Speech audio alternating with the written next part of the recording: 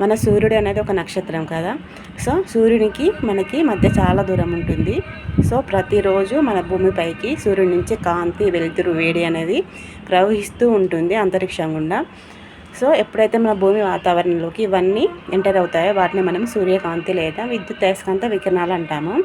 So ఇలానే కాకుండా only సూర్యుడి నుంచి కాకుండా ఇతర నక్షత్రాల నుంచి కూడా మన భూమి మీదకి కొన్ని రకాల శక్తులు లేదా కొన్ని రకాల కాంతులు అనేవి వస్తూ ఉంటాయి. వాటినే మనము కాస్మిక్ రేస్ అంటాము.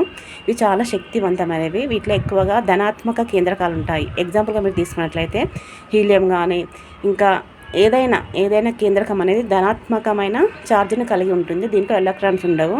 సో దానికి మన బాడీ అనేది ఎక్కువ ఎక్స్పోజ్ అయితే ఆ ధనాత్మక కేంద్రకాలు అనేవి మన బాడీలో ఉన్న ఎలక్ట్రాన్స్ తీసేసుకొని మన బాడీని మొత్తం షేప్ అవుట్ చేస్తాయి. చనిపోయే అవకాశం కూడా ఉంటుంది. కాబట్టి ఎక్కువగా ఈ కాస్మిక్ రేస్కి మనం గురైనట్లయితే అసలు మనిషి మొత్తం కరిగిపోయే అవకాశాలు కూడా ఉంటాయి.